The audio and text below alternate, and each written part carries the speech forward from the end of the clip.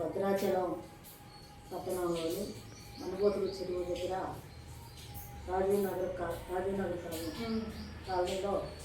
దగ్గరగా 2006లో ఆదివాసీలైనటువంటి గిరిజన మహిళలు అప్పుడు పాకలు వేసుకొని, అంతకంటే ముందు నుంచే పాకలు వేసుకొని ఉంటున్నారు.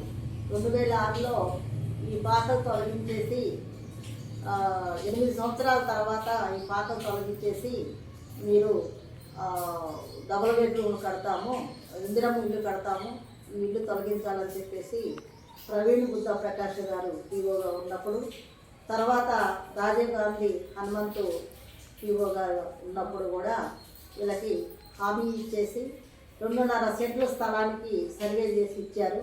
వీళ్ళకి ఆధార్ కార్డులు, రేషన్ కార్డులు, ఇంటి పన్నులు, కరెంటు బిల్లులు అన్నీ ఉన్నాయి, సర్వే చేసినటువంటి అన్నీ కూడా ఉన్నాయి.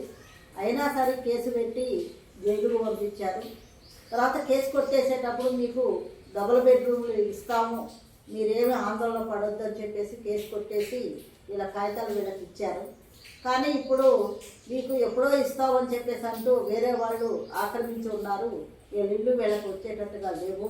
కాబట్టి అర్హులైనటువంటి ఆదివాసీలకి డబుల్ బెడ్ మనుబోతుల చెరువు డబుల్ బెడ్రూమ్ ఇల్లు ఇలా కేటాయించాలని చెప్పేసి సిపిఐఎంఎల్ మాస్ లైన్గా మేము కోరుతున్నాము. ఎందుకంటే ఆదివాసీ బిడ్డలు ఇళ్ల స్థలాలు లేక, ఇల్లు లేక, భూములు లేక అద్దె ఇళ్లలో ఉంటూ అనేక ఇబ్బందులు పడుతూ మాకు ఇల్లు కేటాయించండి అని చెప్పని కోరితే ఇప్పటి వరకు వాళ్ళకి ఇల్లు కూడా కేటాయించలేదు.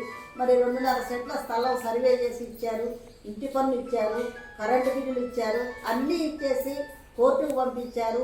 అన్నీ చేసినా కూడా ఇప్పటి వరకు వాళ్ళకి ఇల్లు ఇవ్వకుండా ఉండటం అనేది అన్యాయం. ఇప్పటికైనా సరే ప్రభుత్వం గుర్తించి వెంటనే వాళ్ళకి ఇల్లు ఇవ్వాలని చెప్పేసి కోరుతున్నాం.